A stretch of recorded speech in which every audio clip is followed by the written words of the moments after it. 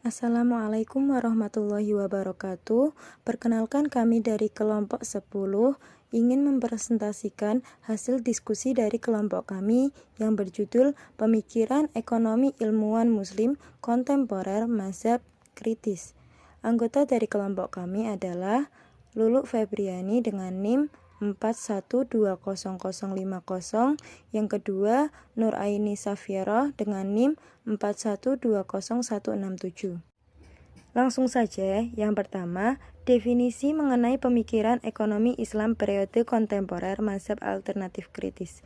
Mazhab ini adalah sebuah mazhab yang kritis. Mereka berpendapat bahwa analisis kritis bukan saja harus dilakukan terhadap sosialisme dan kapitalisme, tetapi juga terhadap ekonomi Islam itu sendiri. Mazhab alternatif kritis, mazhab ini dipelopori oleh Timur Quran, Jomo, dan Muhammad Arif. Mazhab ini mengkritik mazhab-mazhab sebelumnya. Mazhab Bakir dikritik sebagai mazhab yang ingin menemukan sesuatu yang sudah ada dan sudah ditemukan oleh orang lain, bahkan sudah diamalkan oleh orang lain, menghancurkan teori yang lama dengan mengganti teori yang baru.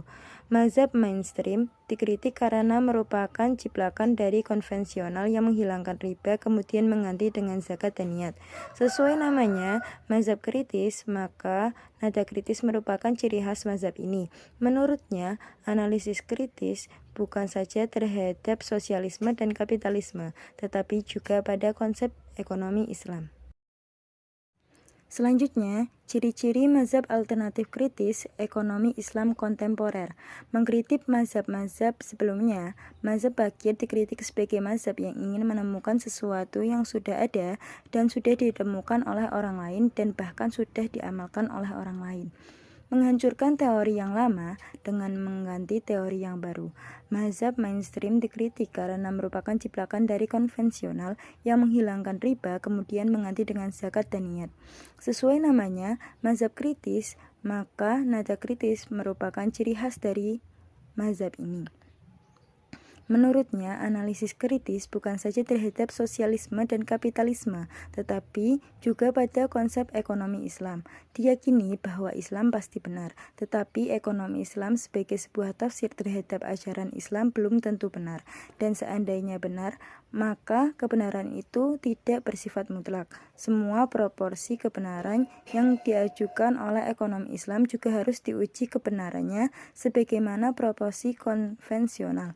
Maka semua hasil dari uji kebenaran ini merupakan sebuah tradisi ilmiah yang akan menguji sejauh mana tingkat validitas dari sebuah konsep ekonomi Islam. Tentunya sebagai sebuah kritis, maka nada kritis harus ditakar dengan seksama dan proporsional. Selanjutnya, tokoh-tokoh mazhab alternatif kritis ekonomi Islam kontemporer. Yang pertama, Timur Quran dan pemikirannya. Timur Quran lahir pada tahun 1954 di New York. Timur Quran menghabiskan masa kecilnya di Ankara. Ayahnya mengajar di Universitas Teknis di Timur Tengah.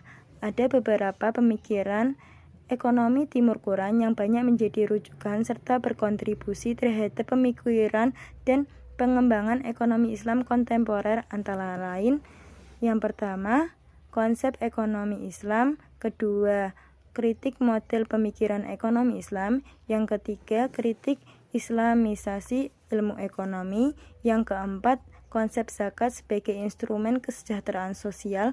Yang kelima, konsep wakaf sebagai instrumen perbaikan ekonomi masyarakat miskin. Yang terakhir adalah konsep riba dan bunga. Yang kedua yaitu Jomo Kwame Sundaram dan pemikirannya. Jomo Kwame Sundaram dilahirkan pada 11 Desember 1952. Dikenal sebagai Jomo, ahli ekonomi terkemuka di Malaysia yang telah berkhidmat di Pertubuhan Bangsa-Bangsa Bersatu atau PBB sebagai penolong setiausaha agung bagi pembangunan ekonomi di Jabatan Hal Ehwal Ekonomi dan Sosial Pertubuhan Bangsa-Bangsa Bersatu atau DORSET sejak tahun 2005. Pemikiran ekonomi Jomo Kwame Sundaram yaitu yang pertama, proposisi dan teori yang diajukan oleh ekonomi Islam harus selalu diuji kebenarannya sebagaimana yang dilakukan terhadap ekonomi konvensional. Yang kedua, aktivitas kesejahteraan oleh pemerintah Islam dan individu-individu biasanya tidak berpengaruh apa-apa kecuali hanya meredakan pengaruh yang paling buruk dari penyebaran yang tidak merata untuk masyarakat minoritas yang terbatas. Selanjutnya, pemikiran ekonomi Islam periode kontemporer mazhab alternatif kritis. Yang pertama yaitu mereka banyak menyumbang pemikiran dalam aspek normatif sistem ekonomi Islam, menemukan prinsip-prinsip baru dalam sistem tersebut, atau menjawab pertanyaan-pertanyaan modern mengenai sistem tersebut. Termasuk dalam kategori ini yaitu para ahli syariah, fuqaha, atau jurus. Yang kedua, penemuan asumsi-asumsi dan pernyataan-pernyataan positif dalam Al-Quran dan As-Sunnah yang relevan bagi ilmu ekonomi. Contoh kategori ini yaitu konsepsi ekonomi Islam mengenai pasar yang diderivasi dari konsep syariah, mengajukan asumsi adanya ketimpangan informasi antara pembeli dan penjual. Yang ketiga, terdapatnya pernyataan ekonomi positif yang dibuat oleh para pemikir ekonomi Islam, seperti banyak terdapat dalam karya Ibnu Khaldun. Ibnu Khaldun telah menganalisis faktor-faktor yang mempengaruhi pertumbuhan ekonomi jangka panjang dan menurunnya masyarakat dalam bukunya yaitu Muqaddimah. Yang keempat, analisis ekonomi dalam sistem ekonomi Islam dan analisis konsekuensi pernyataan positif ekonomi Islam mengenai kehidupan ekonomi.